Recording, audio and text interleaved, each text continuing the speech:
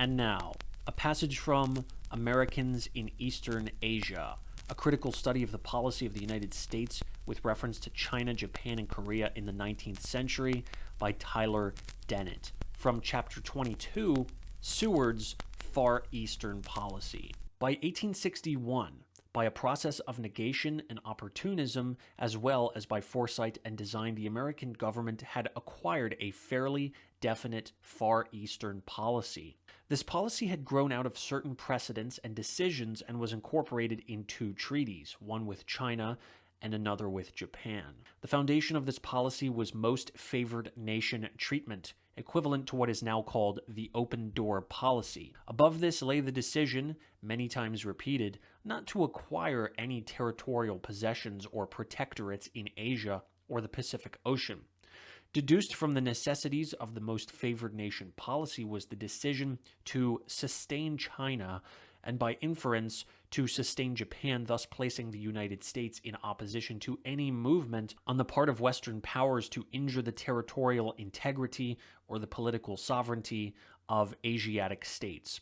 The United States desired that China and Japan become sufficiently strong to maintain their own open doors. Furthermore, the American government had been committed by the Pierce and Buchanan administrations to cooperation with the other treaty powers in all peaceful measures to secure the execution of the treaties and the protection of foreign interests. On the other hand, the United States had declined to enter an alliance with Great Britain and France, and Mr. Reed had been instructed to avoid any joint treaty with China. Upon these foundations, Seward had to build in the tempestuous years 1861 to 9. Seward entered the Department of State with large and positive convictions on the nature and the future of American relations with Asia. This is evident from his previous record in the Senate. More than most men of his day, his face was turned towards the West. As to the future expansion of the American people to the Pacific coast, he was firmly optimistic.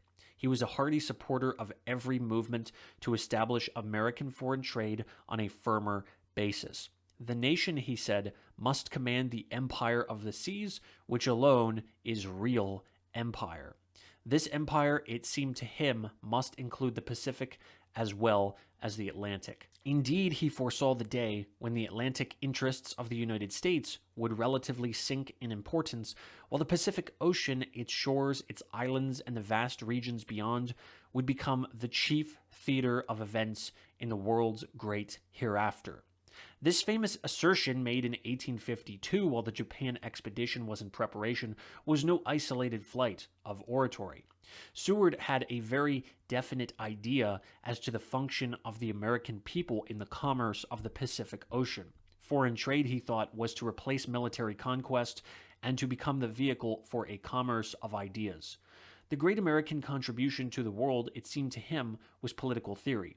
Just as the Atlantic states, through their commercial, social, and political sympathies, were steadily renovating the governments and social constitutions of Europe and Africa, so the Pacific states must necessarily perform the same sublime and beneficent functions in Asia. Seward appears to have expected that Asia, thus enriched from America, would repay the debt in gratitude. He said, while Perry was in the East, certainly no one expects the nations of Asia to be awakened by any other influence than our own from the lethargy into which they sunk nearly 3,000 years ago. If they could be roused and invigorated now, would they spare their European oppressors and spite their American benefactors? Seward was so convinced of the value of the Pacific coast to the United States that he would, notwithstanding his convictions on the subject of slavery, vote to receive California as a state even though it were to become slave territory. He believed in the Japan expedition, expressing the conviction that the proper question for the Senate to ask was not why it had been sent, but why it had not been sent before. He urged the completion of surveys of the Pacific Ocean. He favored the encouragement of Chinese immigration to California, and among the projects to which he lent persistent and energetic leadership were the construction of a transcontinental railroad and the inauguration of a line of mail steamers from San Francisco via the Sandwich Islands to Japan and China. He also gave approval and support to the proposal to connect America with Asia by means of a telegraph line through Alaska, across the Aleutian Islands, and down the coast of Asia to the mouth of the Amur. Lincoln could not have chosen from among the conspicuous leaders of the day a Secretary of State who would bring to the Far Eastern question more previous thought and conviction. During Seward's term of service, the problem of communications between Washington and the Far East, which had been almost a determining factor in the previous policies, was partially solved. The opening of the transcontinental telegraph in 1862 and the increase in the frequency of trans-Pacific travel brought Japan within a month of Washington, while a similar development of transportation and telegraphy from Hong Kong to England shortened to some degree the distance from China westward.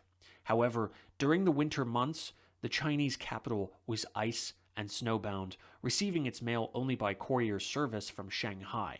The American representatives in China, and to a less extent in Japan, must still exercise broad discretionary powers, and therefore had the control of American policy largely in their own hands. As an offset to better communications came the Civil War, which so distracted the American government as to leave little time for the consideration of Far Eastern policy. Seward, under different conditions, would probably have shown from the outset much initiative in dealing with the East, but as it was, his hands were tied. Nevertheless, he found it possible in the course of 8 years to bring both Alaska and Korea within the range of Far Eastern policy and also to modify in a marked degree many of the precedents of his office.